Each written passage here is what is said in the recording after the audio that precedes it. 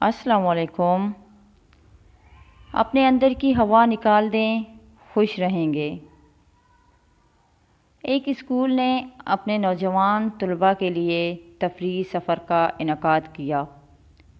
راستے میں ان کا گزر ایک سرنگ سے ہوا، جس کے نیچے سے بس ڈرائیور پہلے بھی گزرتا تھا۔ سرنگ کے دہانے پر 5 میٹر اونچائی لکھی تھی۔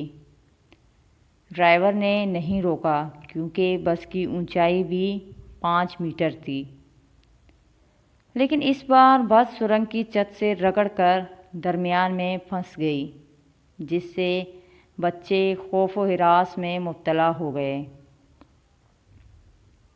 بس ڈرائیور کہنے لگا، ہر سال میں بغیر کسی پریشانی کے سرنگ عبور کرتا ہوں، مگر اب کیا ہوا؟ ایک آدمی نے جواب دیا، سڑک پکی ہو گئی ہے، اس لیے سڑک کی سطح تھوڑی بلند ہو گئی ہے۔ وہاں رش لگ گیا۔ ایک شخص نے بس کو باہر نکالنے کے لیے اپنی کار سے باندھنے کی کوشش کی، لیکن ہر بار رگڑ کی وجہ سے رسی ٹوٹ جاتی۔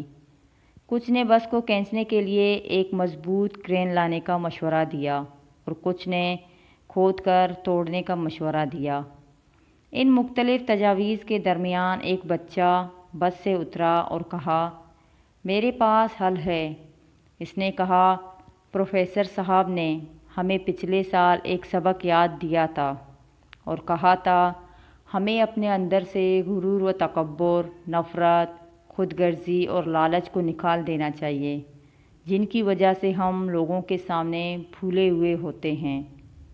اگر ہم ان الفاظ کو بس پر لگا دیں اور اس کے ٹائروں سے تھوڑی سی ہوا نکال دیں تو وہ سرنگ کی چھت سے نیچے اترنا شروع کر دے گی اور ہم بحفاظت گزر جائیں گے۔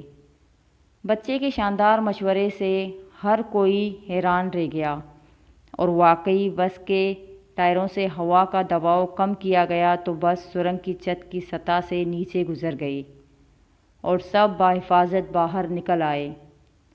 دوستوں، ہمارے مسائل ہم میں ہیں، ہمارے دشمنوں کی طاقت میں نہیں۔ اس لیے اگر ہم اپنے اندر سے باطل یعنی جھوٹ، تکبر اور غرور کی ہوا نکال دیں گے تو دنیا کی اس سرنگ میں ہمارا گزر بآسانی ہو جائے گا۔